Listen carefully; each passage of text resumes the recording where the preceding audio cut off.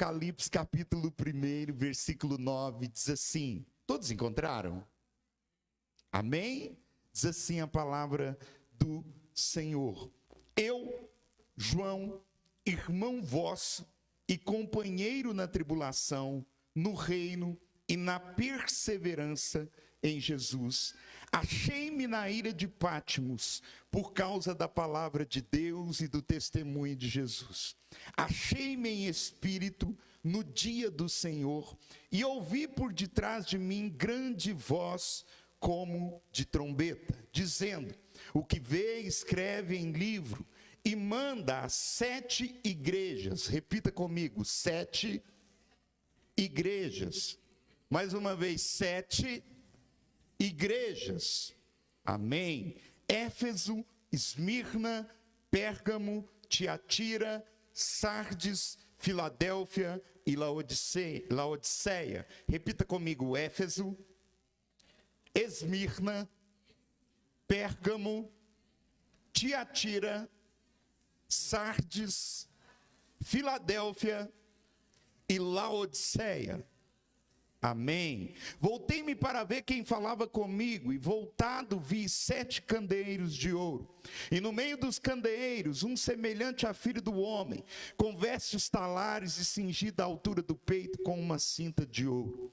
A sua cabeça e cabelos eram brancos como a alva lã, como neve, os olhos como chama de fogo, os pés semelhante ao bronze polido, como que refinado numa fornalha, a voz como voz de muitas águas. Tinha na mão direita 7 estrelas, e da boca saía-lhe uma afiada espada de 2 gumes. O seu rosto brilhava como o sol na sua força. Quando vi, caí aos seus pés como morto. Porém ele pôs sobre mim a mão direita, dizendo: não temas, eu sou o primeiro e o último. É aquele que vive. Estive morto, mas eis que estou vivo pelos séculos dos séculos, e tenho as chaves da morte e do inferno. Escreve, pois, as coisas que viste, e as que são, e as que hão de acontecer depois destas. Quanto ao mistério das 7 estrelas que vistes na minha mão direita, e aos 7 candeeiros de ouro, as 7 estrelas são os anjos das 7 igrejas, e os 7 candeeiros são as 7 igrejas. Curva a tua cabeça, feche os seus olhos. Pai, te dou graça, Pai, porque verdadeiramente o Senhor habitou no meio dos louvores. Agora, papai querido, fala por intermédio da tua palavra, ministra sobre os nossos corações. Hoje é noite de ceia, e que essa palavra possa gerar em nós um espírito de reflexão sobre aquilo que temos sido e sobre aquilo que almejamos ser em Cristo. Papai querido, prepara os nossos corações para que de bom grado a tua palavra chegue até cada um de nós, e que eu seja apenas veículo, instrumento da tua palavra nessa noite, em o nome de Jesus. Queridos, capítulo 1 de Apocalipse, do verso 9 ao 20, narra talvez uma das experiências mais impactantes que um homem comum poderia obter da parte de Cristo no Novo Testamento. Sempre que eu ministro em cima dessa palavra, eu ressalto que experiência semelhante, talvez apenas Ezequiel e Daniel tiveram no Antigo Testamento. Não há outro personagem do Novo Testamento que tenha vivido experiência tão ímpar como João viveu.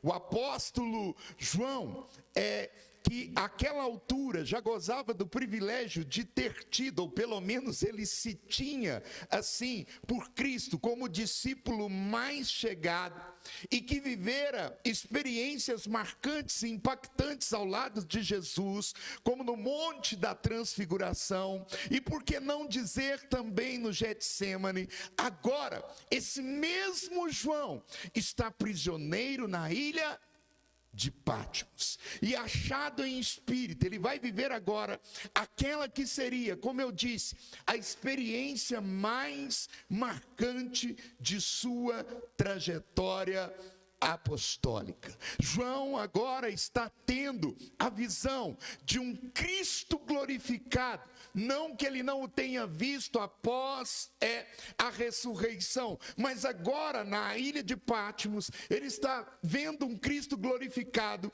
que com vestes talares, está trajado com vestes talares, trajando a indumentária de um justo juiz. E é isso que nós precisamos entender. A visão de alguém com vestes talares, cingindo a altura do peito, com uma cinta de ouro, a sua cabeça e cabelos são brancos como a alva lã, como a neve, e os seus olhos como chama de fogo, ou seja, capaz de penetrar e enxergar tudo, nada passa desapercebido ao seu olhar. É a visão de um justo juiz. Diferente daquele Cristo que ministrou, que se encarnou, que se fez verbo, como foi ministrado pela Quênia, aqui nessa noite, habitou no meio de nós, que morreu, foi sepultado, ressuscitou ao terceiro dia. Agora diante de João está um que tem experiência para julgar. Aleluia! Glória a Deus! Ele tem vestes talares, vestes de um justo juiz. Ele tem cabelos como a alva lã, ou seja, eu tenho experiência para julgar, João. Eu tenho experiência para executar aquilo que o meu pai estabeleceu que eu executasse. Não bastasse, querido, toda essa magnitude da visão, esse Cristo glorificado, trajando a indumentária de um justo juiz, tinha na sua mão direita 7 estrelas, e de sua boca saía-lhe uma afiada espada de 2 gumes, e o seu sol brilhava como o sol do meio-dia. Aleluia! E essa expressão é importante, querido, porque sabe o que ela quer dizer? É que não há para onde fugir ou da onde fugir dessa luz. Essa luz é habitável e é acessível a todo e qualquer um. Aonde essa luz penetra, não pode haver menção de trevas. Aonde essa luz penetra, nada fica oculto ao seu olhar. É um olhar de um justo juiz. É um olhar cujo rosto brilha como o sol na sua maior força. Por isso se entende que é o sol do meio-dia, porque o sol do meio-dia é o sol na sua maior intensidade. Tamanho foi o impacto de João durante a visão, querido, que quando João o viu, ele caiu como morto aos seus pés. Tamanho foi o impacto da visão. João diz assim no versículo 17: quando vi, caí aos seus pés como morto. Porém, ele pôs sobre ele a sua mão direita, dizendo: não temas, João, eu sou o primeiro e o último, aquele que vive. Eu estive morto de fato, mas eis que estou vivo pelos séculos dos séculos. Amém. Glória a Deus. E se você crê, aplauda aquele que é digno de toda honra, de toda glória, de todo louvor e de toda exaltação. Mas, queridos, você consegue mensurar o impacto dessa visão? Você consegue mensurar a grandeza da experiência que João está vivenciando? Como eu disse, é a mais impactante das visões que um homem comum teve no Novo Testamento. Paulo vai dizer no capítulo 12 de aos Coríntios, na sua segunda carta, que ele também subiu ao terceiro céu e ouviu coisas inefáveis da parte de Deus, que ao homem não é lícito nem mencionar.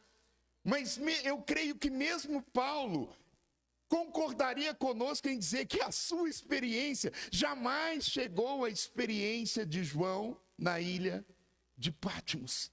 E o mais interessante é que ele tem essa visão de dentro de uma caverna, e os seus olhos agora já estão vazados. É interessante isso, os olhos físicos de João estão comprometidos, mas a sua visão espiritual continua continua a mesma. Todavia, querido, A magnitude desta visão, da experiência, deixa-nos por vezes passar desapercebido um importante detalhe da visão. Esse Cristo glorificado, trajando a indumentária de um justo juiz, é visto por João no meio de 7 candeeiros. E esses 7 candeeiros, segundo o próprio João e o próprio Cristo, são as 7 igrejas da Ásia. A saber, Éfeso, Esmirna, Pérgamo, Tiatira, Sardes, Filadélfia e Laodiceia. Pastor, por que isso é importante? Por que não podemos deixar passar desapercebido isso? Querido, é como se Cristo estivesse passando no meio daquelas 7 igrejas, e como um general de infantaria, ele está passando em revista cada uma delas. É como se Cristo estivesse dizendo: João, eu estou caminhando no meio de 7 estrelas, que são 7 anjos, ou seja, os 7 pastores de cada uma dessas igrejas.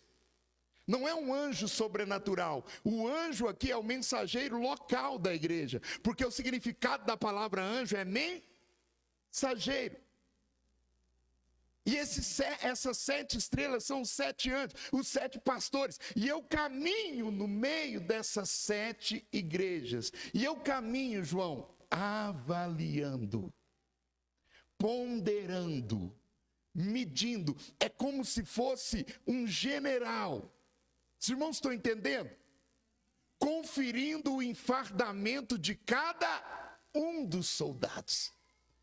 É como se Cristo estivesse conferindo cada um dos itens dessa igreja, aonde essa igreja tem acertado, aonde ela tem errado, aonde essa igreja tem dado passos certos e aonde essa igreja tem dado passos equivocados. E querido, eu quero que você entenda algo nessa noite. Esse mesmo general que passava em revista as 7 igrejas da Ásia, é o mesmo general que passa em revista a igreja atual. Pastor, eu não entendi. Esse mesmo general está conferindo o seu enfardamento. E o seu olhar é crítico. Ele consegue ver o que há de bom e o que há de ruim em você. Ele tem passado em revista essa igreja atual. Ele tem passado em revista cada um de nós nos tempos atuais. E muito embora, querido, ele tenha visto e observado, e aí eu quero que você vá acompanhando comigo agora a partir do capítulo 2 com os seus olhos. Nós não vamos fazer a leitura, mas a partir do capítulo 2 você vai perceber isso, que embora ele tenha visto e observado o afinco e a dedicação de cada uma dessas 7 igrejas, ele também não pôde deixar de constatar algumas faltas graves que pesavam contra cada uma delas. E esse Cristo glorificado, esse general, esse Rei dos Reis, esse Senhor dos Senhores, esse homem trajando vestes talares, com um cinto de ouro na sua cintura, ou seja, com o enfardamento de um justo juiz. Ele passa em revista cada uma delas e ele começa por Éfeso. E a partir do capítulo 2, do versículo 1 ao 7, Jesus constata que embora essa igreja, a igreja de Éfeso, no capítulo 2, fosse uma igreja ocupada, separada, perseverante, uma igreja disposta a se sacrificar pela sã doutrina. O versículo 2 do capítulo 2 vai dizer assim: olha, Éfeso, conheço as tuas obras, tanto o seu labor como a tua perseverança, e que não pode suportar homens maus, e que puseste à prova os que a si mesmos se declaram apóstolos e não são, e os achastes mentirosos. Eu tenho te visto, Éfeso, no versículo 3, eu tenho visto a sua perseverança. suportastes provas por causa do meu nome e não te deixastes esmurecer. Todavia, querido, embora essa igreja fosse perseverante e disposta a se sacrificar pela sã doutrina, mesmo que lhe custasse algum dos seus, essa igreja cometeu algo grave. E ao passar com o seu olhar sobre a igreja de Éfeso, Cristo percebeu que essa igreja abandonou o primeiro amor. Ela abandonou o primeiro amor. Ela apresentava as obras, trabalhos, essas qualidades, porém essas qualidades não eram motivadas pelo amor de Cristo, ou seja, trabalhavam para Deus, mas não executavam com o fervor e a devoção de um recém-convertido. Quem já viu um recém-convertido no primeiro amor? Quem se lembra do seu primeiro amor? Você não via defeito. O pastor, na visão do novo convertido, é quase perfeito. Ele o tem como um pai. Ele é a primeira pessoa que ele quer ouvir. A igreja, se o novo convertido pudesse, quando ele de fato converte, eu estou falando de uma conversão genuína, amém? Uma conversão que passou pelo ardor do primeiro amor, pelo fervor do início de uma conversão. Para ele, a igreja é como se fosse uma casa, e se o pastor permitisse, ele até comprava um colchão e dormia nela. Estou falando algum absurdo? Se o pastor permitisse, ele comprava um colchãozinho. Pastor, não preciso de um lugar luxuoso, só o cantinho da igreja, um travesseiro, um lençol, porque não comprou o climatizador ainda. Qualquer coisa eu ligo os ventiladores, mas me deixa morar na igreja. Ele quer servir, ele quer fazer, ele quer estar em todos os setores. Ele quer se envolver em todas as atividades. No entanto, querido, o tempo passa e percebemos que não temos mais aquele vigor, aquele fervor e aquela devoção de um recém-convertido, ou seja, do tempo em que iniciamos a nossa conversão. Eu tenho para mim, quando eu analiso o texto da igreja de Éfeso, no capítulo 2, que aquela igreja se tornou uma igreja técnica. Uma igreja técnica que guardava a sã doutrina, combatia os falsos ensinamentos, labutava na obra, mas perderam a essência do verdadeiro evangelho. Pastor, eu não entendi aonde o senhor está querendo chegar, querido. Quantos de nós que ao longo da nossa caminhada cristã nos tornamos cristãos técnicos? Cristãos mecânicos. Todo esse labor, todo esse trabalho, toda essa entrega da igreja de Éfeso se tornou algo técnico. Não era mais por amor, mas era pela obrigação de se fazer. Pastor, eu não entendi. Entenda por cristão técnico, querido. Aquele cristão que ora porque aprendeu que se deve orar e não pelo prazer de orar. Aquele cristão, entenda por técnico, aquele cristão que até vai nos cultos, mas ele não vai mais pelo prazer de ir ao culto, mas ele vai pela obrigação diária, ou semanal, ou mensal de se frequentar a reunião de uma igreja. Isso é mecanismo, é quando se torna mecânico. É quando se torna ritualístico. Ler a Bíblia agora é um ritual. Orar agora é um ritual. Frequentar a casa de Deus é um ritual. E quantos cristãos técnicos nós temos visto nos dias atuais? Quantos cristãos que não fazem mais pelo amor, mas pela mecanicidade que a nossa forma ritualística de adorar e servir imprime. Pastor, não entendi, querido. Às vezes eu observo, principalmente no momento do louvor, você adora no automático. Você canta no automático. E você não sabe nem o que você está cantando. Não é assim não, pastor. Quais foram as 4 músicas do louvor hoje?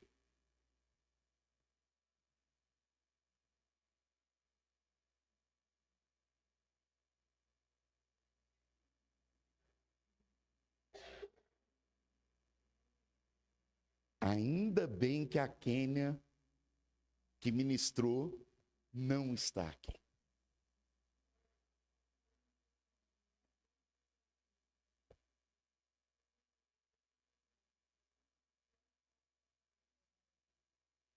Ai,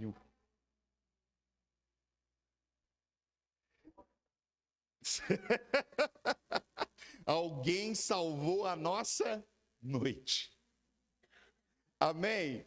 A quem honra, honra. Quem tributa, tributa. Quem louvou, louvou. Uma salva de palma para a Meire, que pelo menos tentou. Glória a Deus. Creio que a música que ela não sabia é Salvos pelo Teu Amor, Disco Praise. Consagração. Aí você apelou com a Meire. Consagração é a Aline Barros, né? Mas você está entendendo, querido? Por que eu brinquei com isso? É para você entender quão mecânica é a nossa adoração. Quão mecânico é o louvor que nós prestamos ao Senhor. Sabe, você levanta a mão no automático, você levanta a mão. Levantar a mão na igreja, querida, é igual bocejo. Se alguém bocejar do seu lado agora, você vai abrir um bocão, mas você nem está com sono. Levantar a mão na igreja é mais ou menos isso. O fulano que está do lado levantou, você também levanta. Mas você nem sabe por que você está levantando. Posso ouvir um amém? O nome disso é adoração técnica. O nome disso é adoração ritualística. O nome disso, querido, é adoração mecânica. Busca mecânica. E essa mecanicidade, essa técnica, faz com que cada vez mais executemos as nossas ações em Cristo sem fervor. O problema de ser um cristão técnico é que você faz sem fervor. O problema de ser um cristão técnico é que você faz sem amor. Sem amor à causa, sem a entrega total, sem a rendição total da sua alma, que o Senhor nos pede em cada momento que entramos na presença dEle. Mas você trabalha como Éfeso. Sabe? Você trabalha como Éfeso. Você tem as qualidades de Éfeso. Você preserva a sã doutrina. Você combate os falsos ensinamentos. Todavia se tornou técnico. E para essa igreja técnica e sem fervor, o Cristo glorificado tem um recado importante. Lembra-te de onde caíste. Parafraseando, sabe o que eu entendo com isso, Leonel? Lembra quando foi que você se tornou tão técnico na sua adoração. Lembra-te de onde caíste. Lembra-te de onde veio a tecnicidade. E arrependa-se e volte às práticas das primeiras obras. Ou seja, volte a ser aquele, volte a ser aquele cristão fervoroso. Volte a ser aquele cristão do tempo da busca com fervor. Volte a ser aquele cristão que tinha prazer em dobrar os joelhos, de adorar, de passar horas a fio na presença do Senhor. Volte a ser aquele cristão que não tinha nada de técnico. Tudo em você era espontâneo, tudo em você fluía no natural. Volte a ser esse cristão, porque são esses adoradores dos quais Cristo tem saudade. Aleluia! Mas o Senhor não passou em revista apenas a igreja de Éfeso. Ele também passou em revista a igreja de Esmirna. E do versículo 8 a 11 ele percebeu que embora a igreja de Esmirna fosse uma igreja que em meio às tribulações e dificuldade ela guardou a sua fé, recusando-se a reverenciar e a adorar César. Pastor, eu não entendi. Havia um culto imperial, um culto ao imperador César. Não é um imperador que morreu, era um imperador local, o imperador daquele tempo. E naquele tempo se prestava culto à entidade, vamos assim dizer, do imperador. Todavia, Esmirna remou contra a maré. Esmirna remou contra a própria correnteza, correndo o risco de ser perseguida, correndo o risco de passar por tribulações, por adversidade, mas mesmo assim, ela renunciou, ela recusou-se reverenciar, adorar a César em seu culto imperial. Todavia, essa igreja era ao mesmo tempo uma igreja que não conhecia a sua própria força. Se você estiver acompanhando com seus olhos, você vai perceber que, embora Esmirna se achasse pobre, perante Deus ela era uma igreja rica. Em outras palavras, querido, Esmirna sofria de algo que eu entendo como autocomiseração, um espírito de autopiedade. Pastor, eu não entendi. Esmirna sofria de algo tipo assim: ai, coitadinho de mim, tadinho, nossa, eu não estou bem. Sabe aquele irmão que nunca está bem? Alguém aqui conhece? Nunca está bem, gente. Sabe aquele irmão que ele atrai piedade dos outros? Ele vem na rua pagando as contas, você topa com ele e já muda o semblante. Ele vem feliz, com um foninho no ouvido, ouvindo músicas gospel, de repente topa com o irmão.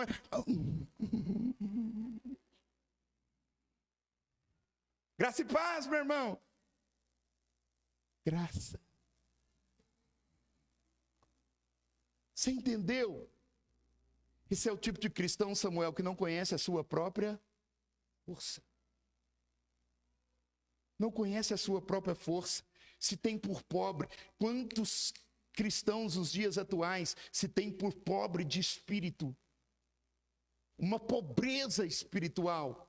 Uma pobreza de experiência sobrenatural. Porque se vê incapaz de viver tais experiências. E esse sentimento nocivo de autocomiseração, aliado ao fato, a falta de conhecimento da sua própria força, fazia com que Esmirna temesse veementemente as suas tribulações. Querido, quando nós não temos a dimensão exata da nossa força, que como igreja nós temos em Deus, nós estamos fadados a sofrer do mesmo complexo de inferioridade que a igreja de Esmirna sofria. Você precisa conhecer a si próprio.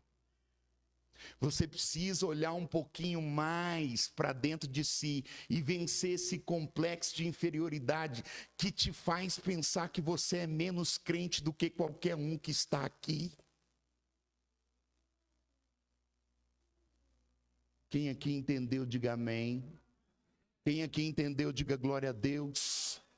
Deixa eu dizer algo da parte de Deus para você nessa noite. Você tem força. Tem não, pastor? Tem. Eu vou insistir. Você tem força. E essa força não vem de você. Essa força vem do alto. Essa força vem daquele que te remiu. Essa força vem daquele que te resgatou. Essa força vem daquele que te transformou. Essa força vem daquele que te tirou do império das trevas e te trouxe para o reino do Filho do seu amor. Você tem força.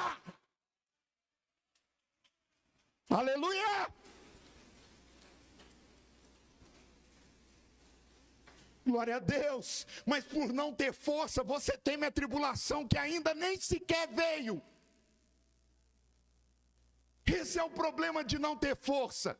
Você sofre por antecipação. Esmirna sofria por medo de uma tribulação, Priscila, que nem tinha acontecido ainda. Ai, meu Deus, nós aqui negando o culto a César. Tudo bem, Deus está se agradando, mas vai que esse César cresce para cima de nós. Vai que o exército romano vem para cima de nós cristãos, aqui em Esmirna, pequenininho. Você está entendendo? Esse é o problema de quem não conhece sua própria força em Deus.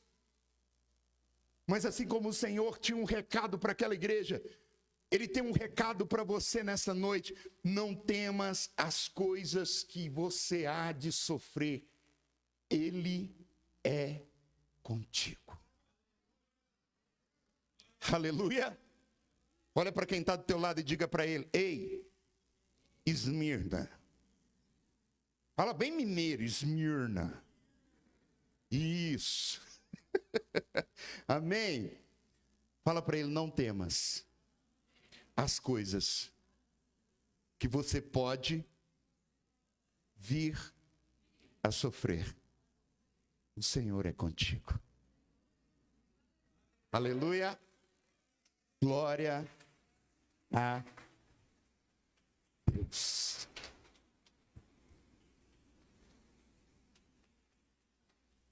A terceira igreja que passa pelo olhar clínico do próprio Cristo é a igreja de Pérgamo. E embora essa igreja conservasse o nome do Senhor e guardasse a sua fé, ela tornou-se uma igreja tolerante à doutrina de Balaão.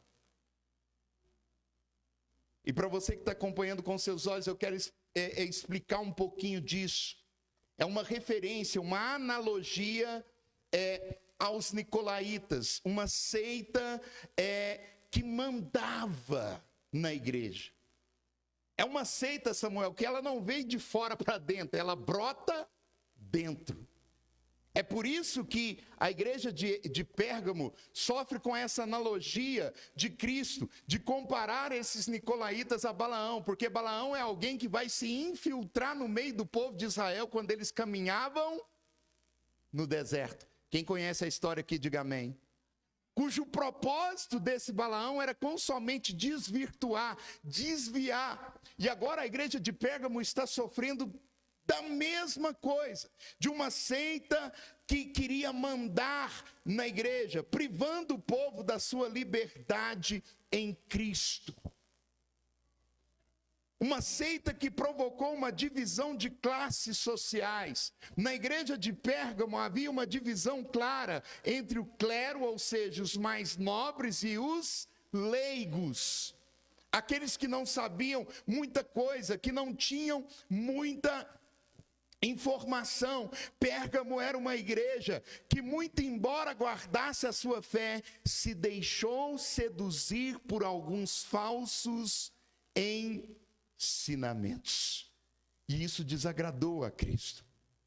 Querido, quando eu olho para a igreja de Pérgamo, eu me lembro de um dado importante que me preocupa muito nessa igreja atual.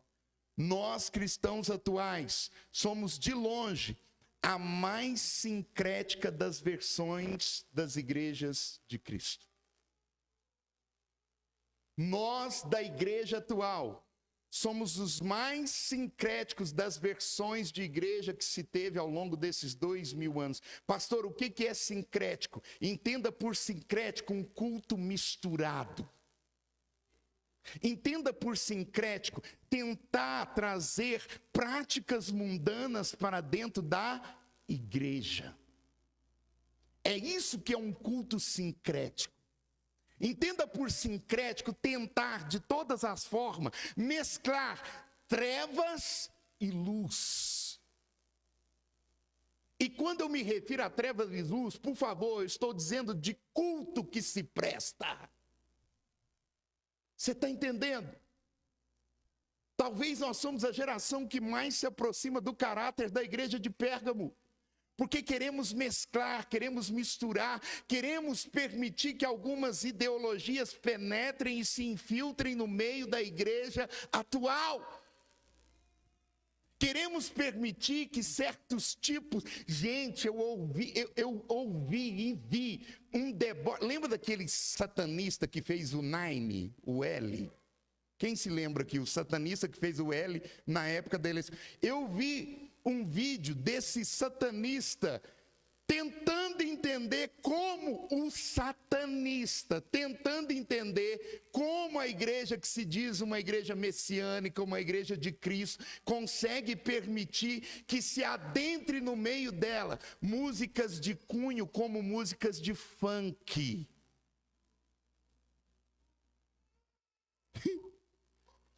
Pastor, o satanista, escandalizado com os crentes. Com os crentes da igreja atual. Não, pastor, mas é ritmo. É gospel. Coloca o gospel na frente, parece que virou santo. É funk, misericórdia, mas é gospel. Glória a Deus. Parece que o gospel, Samra, resolve o negócio. Você está entendendo? A que ponto nós chegamos? Até o capeta está escandalizado. Eu estou vendo a hora que o capeta, o Satanás vai falar, você não é crente não, hein? Não, você não é crente não. Isso aí não é trem de crente fazer não, é misericórdia. Até Satanás vai falar misericórdia. E se não falar sangue de Jesus tem poder? Com a igreja atual, sabe? Quer trazer uns negócios, quer trazer umas manias, irmã Celuta. Quer trazer uns trem que não tem nada a ver com coisa de crente. Eu já falei aqui uma vez, eu vou repetir. Ou você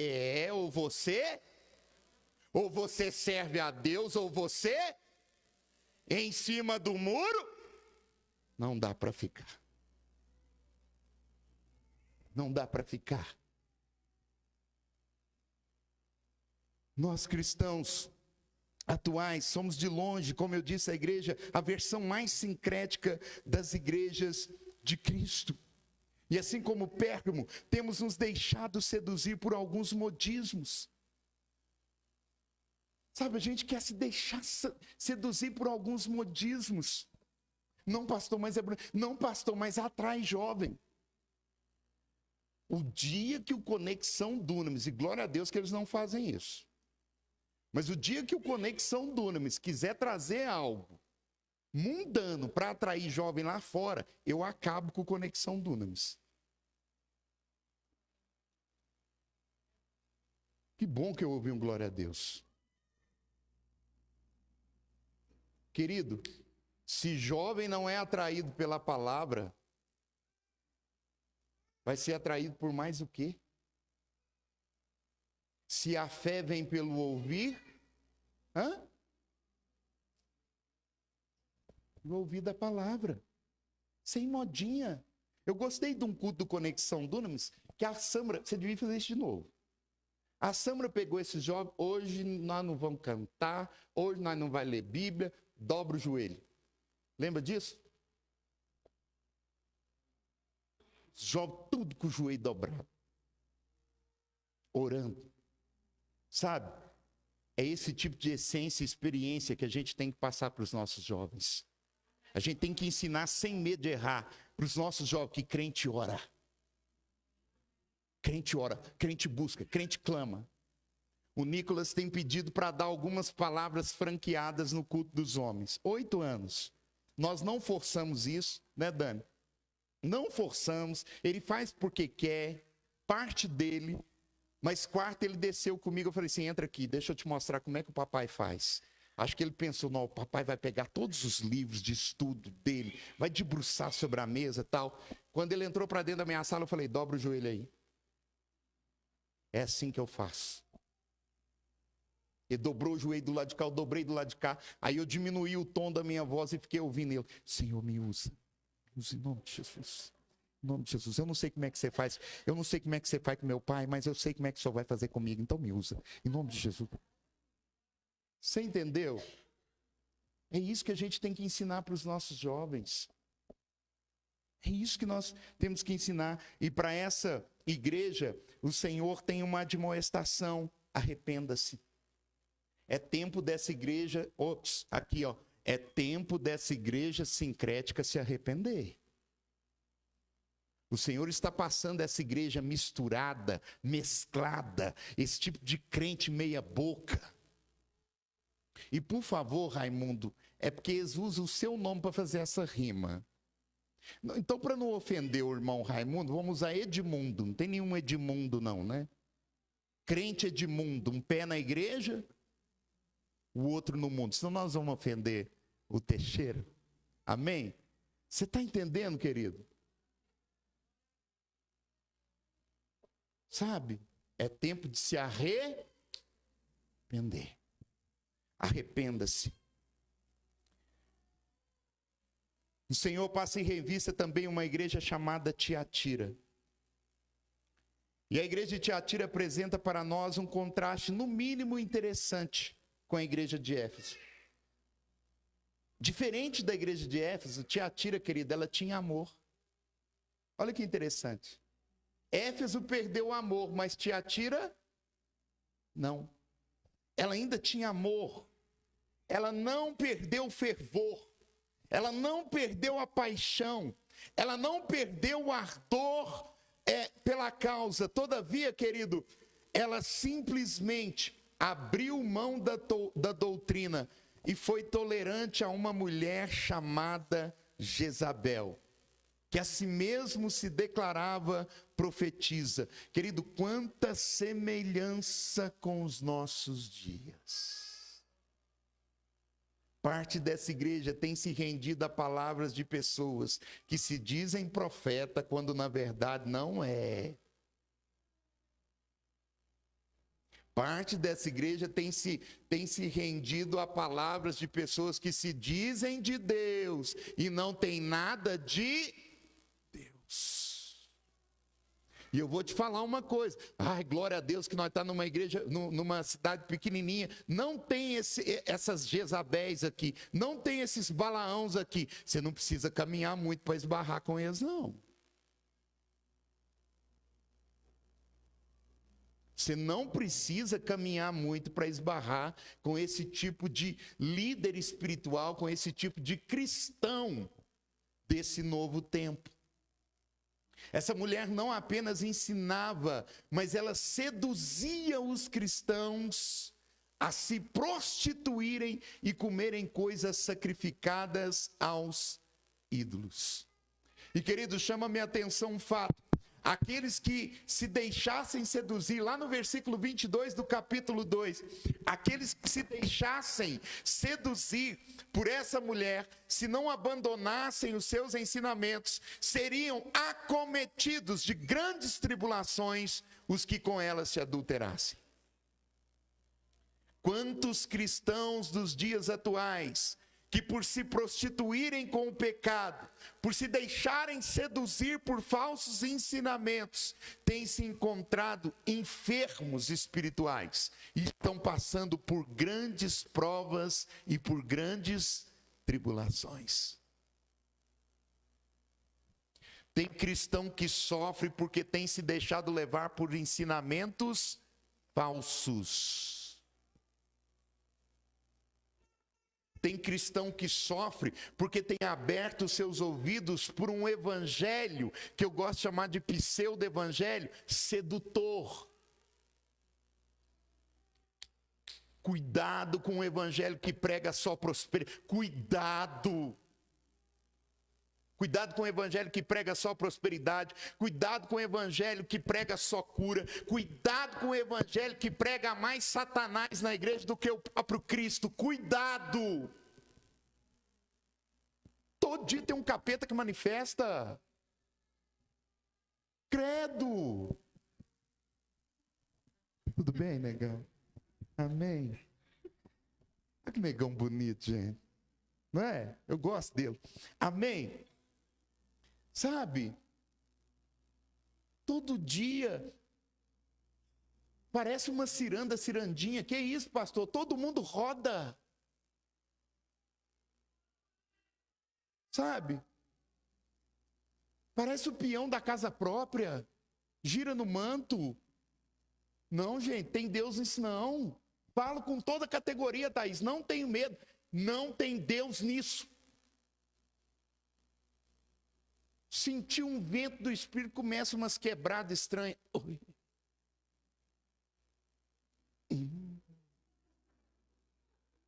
Oh. Vou parar por aqui porque a minha esposa já fez aquele olhar que eu amo. Esse olhar significa assim, menos, bem menos, quase nada. Você está entendendo, querido? Não.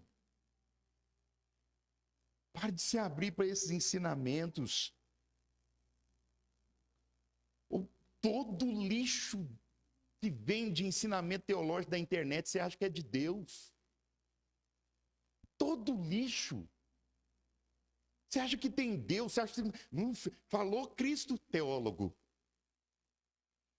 Você está entendendo? Não. Filtra esse negócio, sou. Filtra. Mas como é que eu vou filtrar, pastor? Se você conhece, você não se deixa levar por qualquer coisa. Amém? Glória a Deus.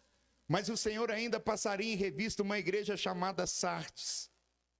E essa é talvez, pelo menos na minha opinião, aquela cuja qual tem-se a acusação mais grave. Pois ela tinha fama de que estava viva quando na verdade estava morta. Ela tinha fama de que estava viva quando na verdade estava morta. Sabe por quê, querido? Porque Sardes se assemelhava muito à própria cidade que ela pertencia, que era a cidade de Sardes. E sabe qual era a característica principal da cidade de Sardes? Ela vivia de experiências passadas. Sabe? E a igreja vivia de glórias passadas, achava que estava vivo quando na verdade estava morta. Querido, quanto cristão tem vivido de glórias passadas? Vou repetir. Quantos cristãos têm vivido de glórias passadas? Quantos cristãos têm vivido de experiências passadas? Não, porque no passado eu fui, no passado eu era, no passado eu falava em línguas estranhas, no passado eu chorava, vibrava, eu congregava, no passado eu tive experiências tão profundas, querido, e agora? E as suas experiências hoje, e aquilo que você é em Cristo hoje. É isso que Deus quer saber. Você está entendendo? Se eu fosse pontuar as experiências que eu vivi ao longo da minha trajetória como cristão, querido, nós ficaríamos aqui a noite inteira, mas eu não me deixo nortear por elas, eu não me deixo guiar por elas, eu sempre me preocupo em viver uma experiência nova a cada dia. Busque o novo em Cristo a cada manhã, busque o novo em Cristo a cada dia, a cada semana, a cada mês, a cada ano. Tente ser um cristão cada vez melhor e diferente. Busque novas experiências nele. Serviu, mas serviu no passado. Busque algo novo nele. Porque daqui a pouco você vai ganhar a mesma fama da igreja de Sardes, que pensa que está vivo quando na verdade está morto. Está morta. Ah, no passado eu pregava. Ah, no passado eu ministrava louvor. Ah, no passado eu era isso, era aquilo. No passado. Se no agora você não é nada disso, eu sinto em te informar. Você está morto espiritualmente. Você está morto ou morta espiritualmente. E para essa igreja chamada Sardes, resta-lhe apenas uma alternativa: consolidar o resto que estava para morrer. Olha o que Deus está dizendo: cuida do resto que ainda não morreu. Parece algo forte, né? Mas sabe o que eu entendo com isso, querida? Querido, ainda existem experiências vivas dentro de nós. Cuide daquilo que ainda não morreu. Pastor, só me restou o temor a Deus. Por isso que eu não caí por completo. Já é alguma coisa. Porque o temor do Senhor é o quê? O princípio da sabedoria. Já é alguma coisa. Grande coisa. Se te restou o temor, se apega a ele, não deixa morrer. E a partir desse temor que restou, construa algo novo em Cristo. Tenha novas experiências em Cristo. O Senhor também passa em revista uma igreja chamada Filadélfia, que semelhante a Esmirna, sofre de um espírito de autocomiseração, autopiedade. Ela se acha fraca quando na verdade ela é forte. Você sabia que Esmirna e Filadélfia são as únicas igrejas que o Senhor não tem nada a declarar contra? Quem sabia disso? As outras 5 lascou. É mais ou menos assim, está tudo lascado. Mas quando ele olha para Esmirna e para Filadélfia, ele não vê problema algum nelas. Porque o problema, olha a gravidade disso aqui, gente. Porque o problema que Filadélfia e Esmirna têm é consigo mesmo. Deixa eu dizer uma coisa para você.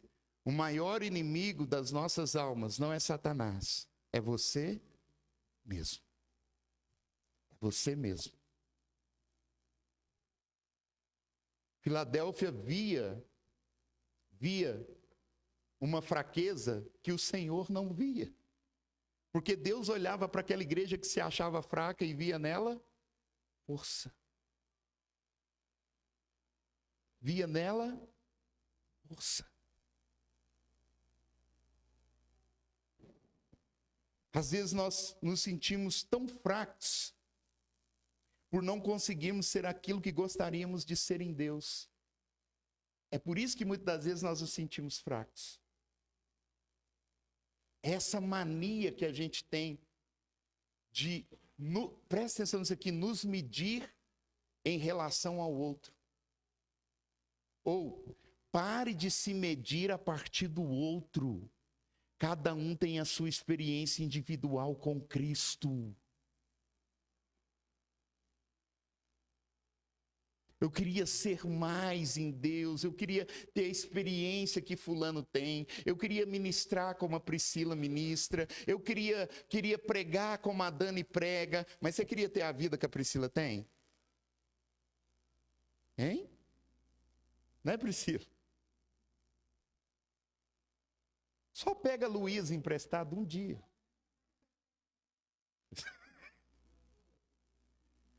Tiago está emprestando o Henry. Não, eu queria ser o Tiago, olha o que Deus está fazendo na vida dele, não, tocar guitarra e tal, queria ter a espiritualidade, a liderança que ele tem. Pega um pouquinho da vida do Tiago.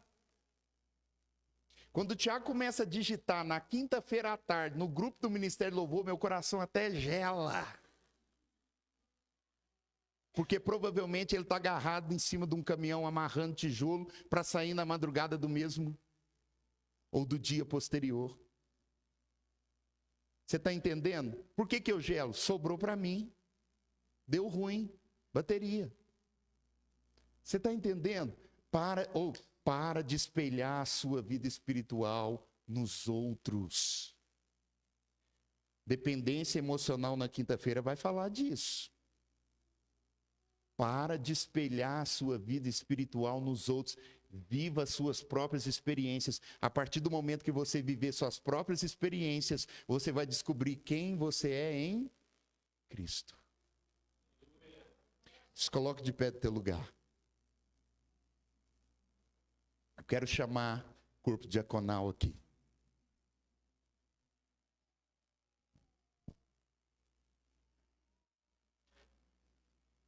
E é engraçado que o Senhor olha para essa igreja fraca e diz assim, que se acha fraca e diz assim, conserva o que tu tens.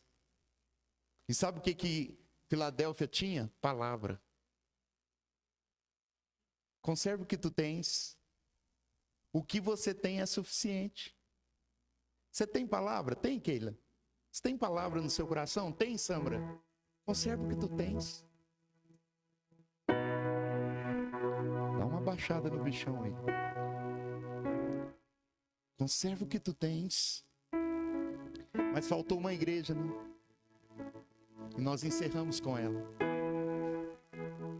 Laodiceia. Das 7 igrejas da Ásia, talvez seja a que mais se contrasta consigo mesmo. Sabe o que eu acho curioso na igreja de Laodiceia? Sua mornidão, ela era morna, por estar morna, o Senhor estava a ponto de vomitar. E a sua mornidão é comparada às águas termais da própria cidade.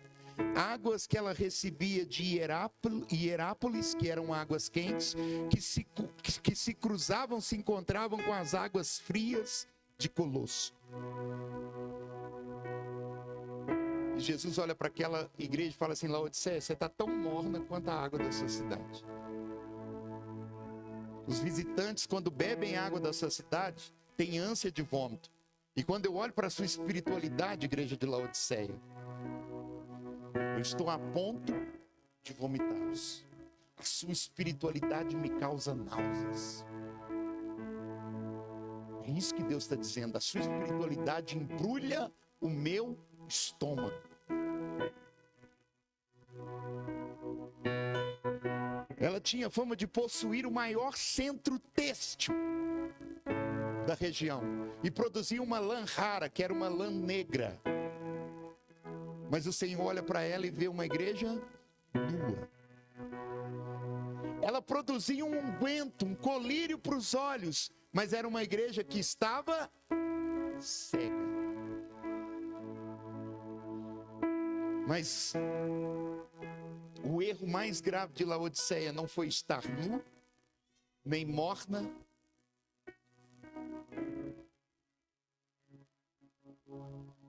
nem cega. O erro mais grave de Laodiceia foi conservar Cristo do lado de fora. Cristo não era mais o centro daquela igreja. Cristo não era mais o centro daquela igreja. E ele diz: eis que estou à porta e bato. E a gente acha isso. Nossa, Cristo está batendo. Não, ele está batendo porque está do lado errado. Ele está do lado de fora. Que lugar Cristo ocupa na sua vida, meu irmão? Ele é o centro. Ele é o centro. É hora de rever conceitos.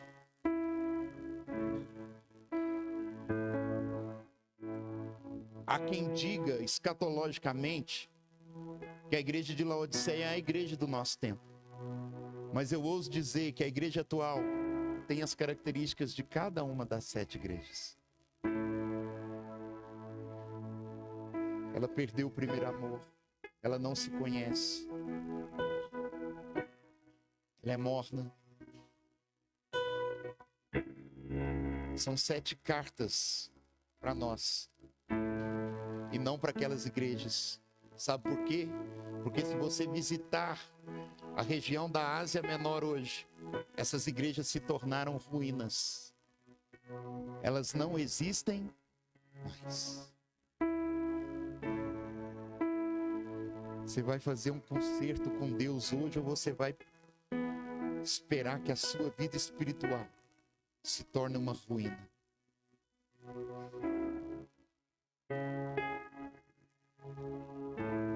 Reflita nisso. Coloque a tua mão sobre o teu coração. A proposta da ceia é a proposta de um autoexame. Com quais dessas igrejas você tem se identificado? Com quais dessas igrejas você tem se identificado? Você se tornou um crente técnico, sem amor, como Éfeso? Ou um crente que só sabe reclamar da vida, autocomiserante?